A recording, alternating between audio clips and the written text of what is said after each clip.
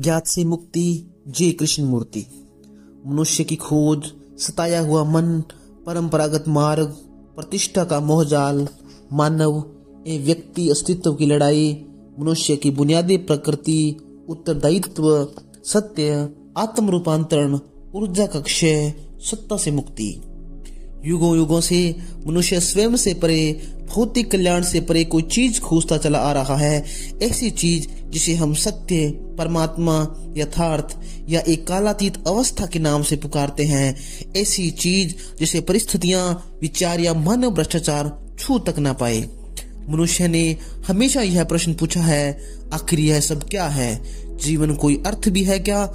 नजर डालने पर वह देखता है कि चारों ओर क्रूरताओं, विद्रोहों, युद्धों, धर्म के अनंत विभाजनों, विभिन्न विचारधाराओं और राष्ट्रीयता का ही बोलबाला है।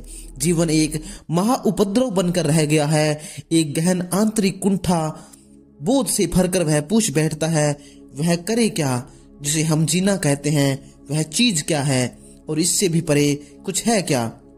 और हजारों नामों वाली इस नाम रहित चीज को सदा खोजने पर भी न पाकर वह आस्था पैदा कर लेता है।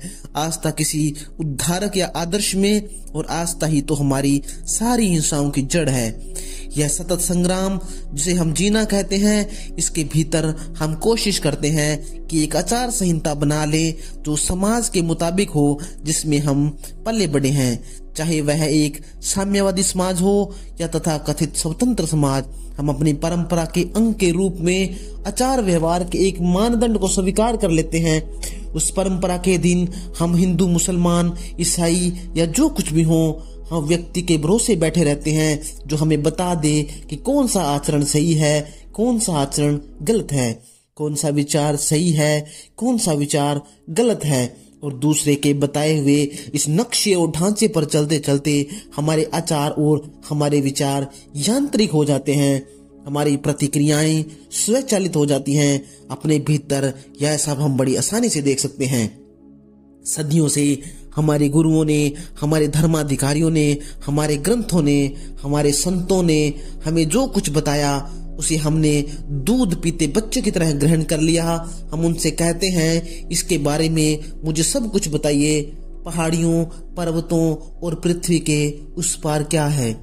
और हम उन वर्णनों से संतुष्ट हो जाते हैं, जिसका अर्थ है कि हम शब्दों पर ही जीते हैं। इसलिए हमारा पूरा जीवन छिछला और खोखला हो गया है।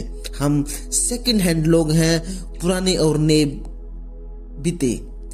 हमें जो बताया गया है हमने उसी पर जिया है। या तो हम अपने झुकावों, अपने प्रवृत्तियों से निर्देशित होकर या परिस्थितियों एवं परिवेश द्वारा स्वीकार करने के लिए बाध्य होकर, सभी प्रकार के प्रभावों के ही हम परिणाम हैं। और हमारे भीतर कुछ भी नया नहीं है, कुछ भी तो नहीं जिसे हमने अपने लिए खोजा हो, कुछ भी मौलिक नहीं, कुछ भी नवीन, कुछ भी साफ स्पष्ट नहीं। धर्म और अध्यात्म के पूरे इतिहास क्रम में हम धार्मिक नेताओं द्वारा आश्वस्त किए गए हैं कि अगर हम कुछ निश्चित कर्म कांडों को संपन्न करें, कुछ निश्चित प्रार्थनाओं या मंत्रों को दोहराएं, कुछ निश्चित नक्शों पर चलें, अपनी इच्छाओं का दमन करें, विचारों पर नियंत्रण रखें, अपनी वासनाओं को सही दिशा और मार्ग दें, अपनी भूख को सीमित करें, यौन आचार से बचें, तो इस तरह शरीर और मन को पर्याप्त यातना देने के बाद हमें इस क्षुद्र जीवन के पार की कुछ प्राप्ति हो जाएगी। और यही तो युगों युगों से लाखों तथा कथित धार्मिक लोगों ने किया है। या तो अकेले किसी रेगिस्तान, पहाड़ या गुफा में जाकर, या एक भिक्षा पात्र लेकर गांव गांव भटकते हुए, अथवा एक समूह के साथ एक मठ में सम्मिलित होकर एक पिटी पिटाई लीक पर चलने के लिए अपने मन को मजबूर करते हुए। लेकिन यह एक सताया हुआ मन, एक टूटा हुआ मन जो एक कलह उपद्रव से पलायन करना चाहता है, जिसने बाहरी संसार को नकार दिया है और अनुशासन एवं नियमबद्धता के द्वारा मंद और जड़ हो गया है। ऐसा मन जब तक खोज में लगा रहे, यह जो कुछ पाएगा वह इसकी विकृतियों और इसके तोड़ मरोड़ का ही नतीजा होगा।